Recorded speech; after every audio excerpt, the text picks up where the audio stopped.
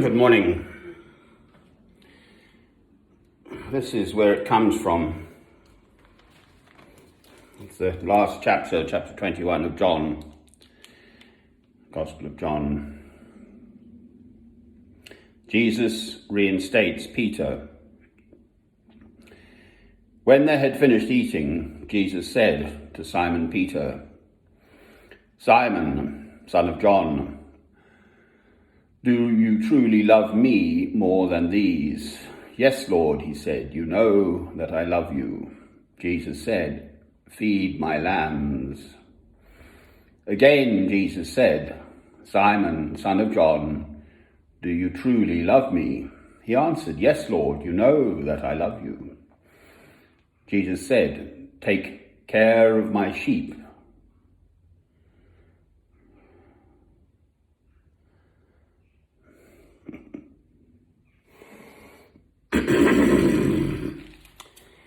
Hence my quote yesterday. Well, the feeding is clearly in terms of spiritual food. The spiritual food is this, our love of God through Christ. The word. Ça, c'est différent en français. En français, il y a deux mots pour ça. Il y a des mots, ou autrement, la parole. So the French have got two words for word. One is M-O-T-S, mot, words. Words. But la parole is entirely different. And they distinguish Bless I. They distinguish quite clearly between, it's not quite light enough for that side, and I don't like that side. Oh, that'll do.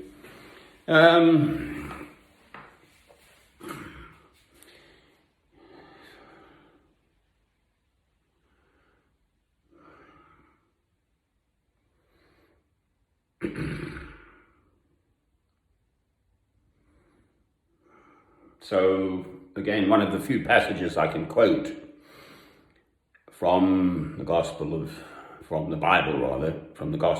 the opening of the Gospel of John is, "In the beginning was the Word, and the Word was with God. He was with God in the beginning. Through him all things were made. Without him nothing that was made has been made. In him was life, and that life was the light of men. The light shines in the darkness, and the darkness has not understood it." Amen.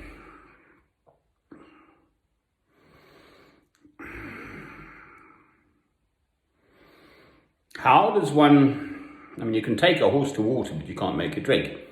If people don't want to know you, my Lord, you can't sort of make them, but you can actually. So Paul is the classic example of that one.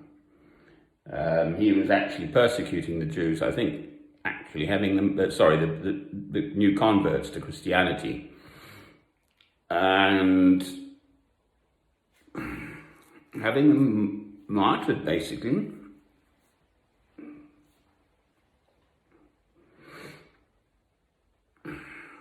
And then in 3 days on the road to Damascus, God transformed him to be a principal instrument of bringing God's teaching to the whole world, as in the letters of Paul in the New Testament.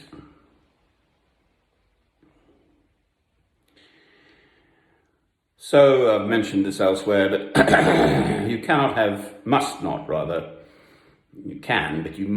have the death penalty, because you do not know what goes on in the soul of a human being. You don't know how that human being is arrived there, whatever.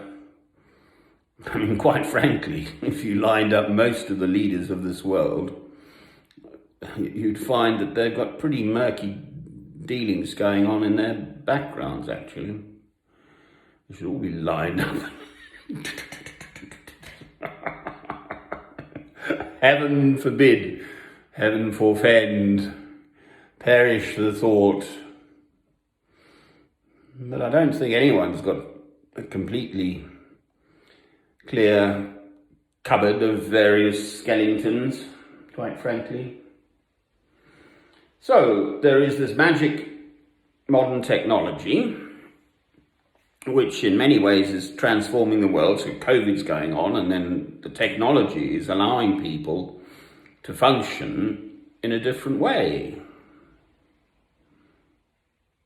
which is very interesting.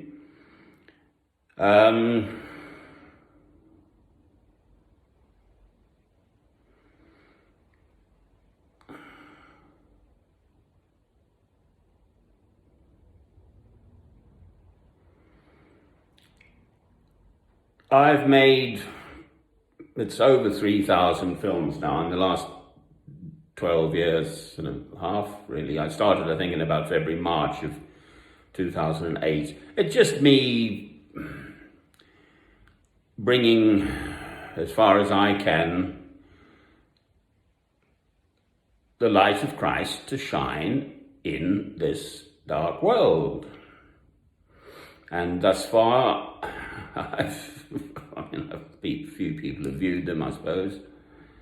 But essentially, as far as I'm concerned, nothing has come of it. I will not monetize my films, okay? If it comes from God, even in my small numbers of views, I don't want 0.001 of a penny every time someone clicks on the button, thank you, coming into my pocket. I won't have it. I will not have their adverts on my films. Yet it's the advertising, basically, which pays for YouTube. So, I remember wondering about that. Who in heaven's name is paying for all this? I mean, it's satellites, it's great big warehouses full of computers, it's the cloud. So, but it exists, and I make really quite full use of it.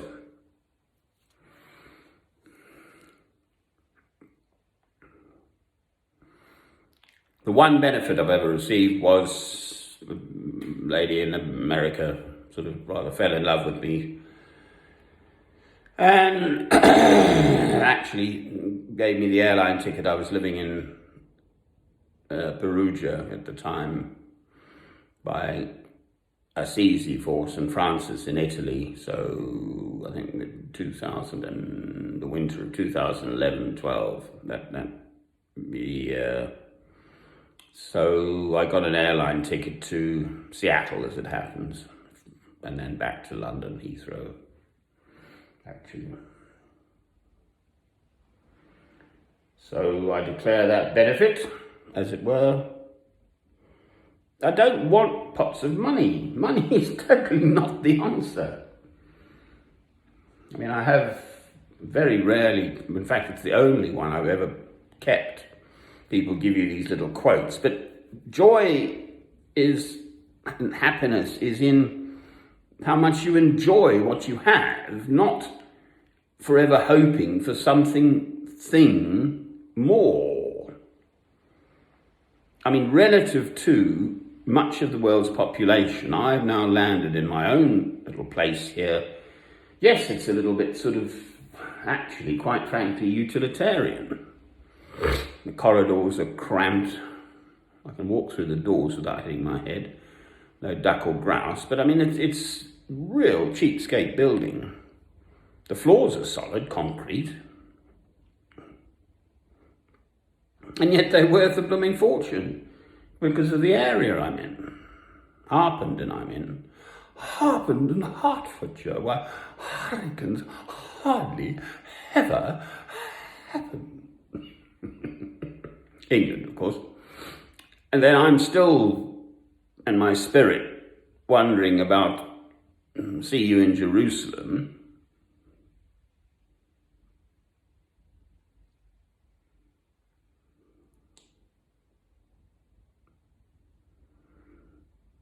Well, I'm not Jewish, I'm a Goy, I'm a Gentile.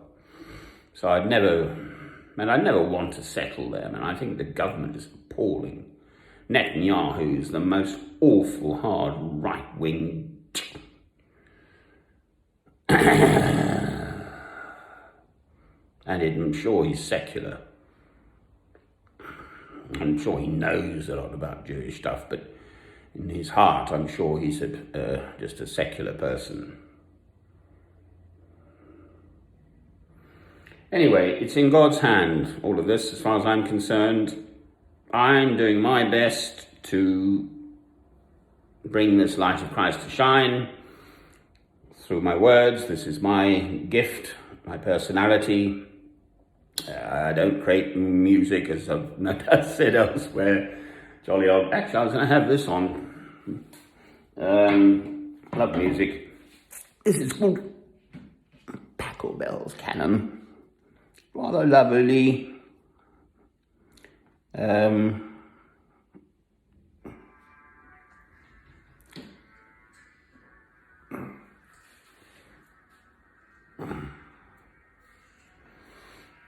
As I've said elsewhere, Beethoven. This has probably created the only two notes worth listening to. Yes, well, there we are. But as a body of work, it is without compare. The 32 piano sonatas alone, the 5 piano concerti, the 7th symphony, I was going to say, but the 9 symphonies, obviously, and a lot of other work too, which is much lesser known and equally by myself. But he created that extraordinary gift to the whole world forever.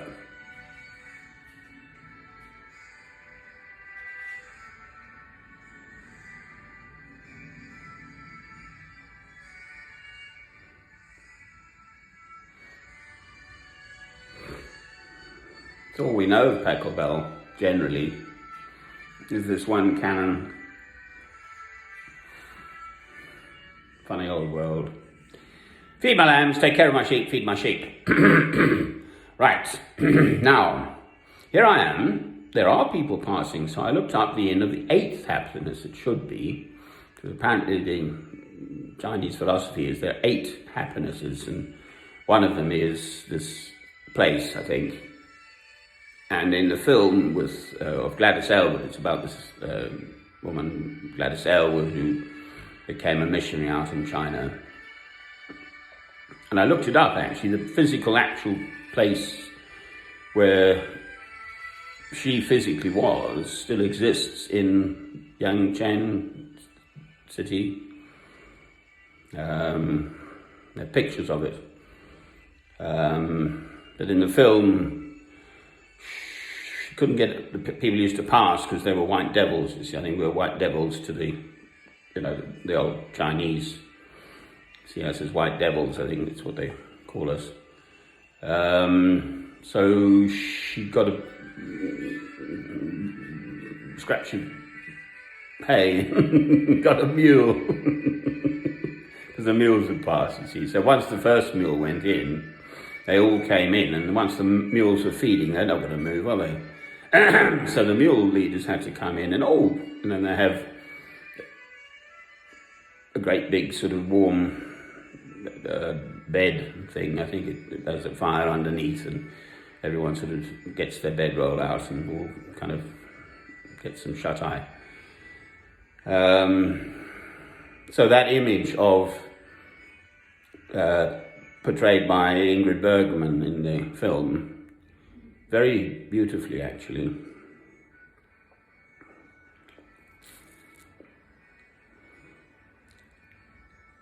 But the actual Gladys Aylward really did exist. You know, she really did do this stuff.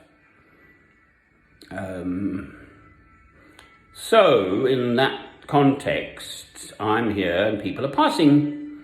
So what do? They're dog walkers, quite often, and runners, the light joggers. And then I think children sometimes, because I think there's a local junior school or something, so mothers and youngsters. And how do I attract them into my Christian place? my secret plan, and feed my lambs, take care of my sheep, feed my sheep. And who are my sheep and lambs and so on? Essentially, sons and daughters of Abraham, but anyone who says, I believe in you, my Lord. That's it. Okay, that's how you become a Christian. You just say in your heart, meaning it, obviously, not just say it, but if you mean it in your heart, I love you, my Lord. Amen.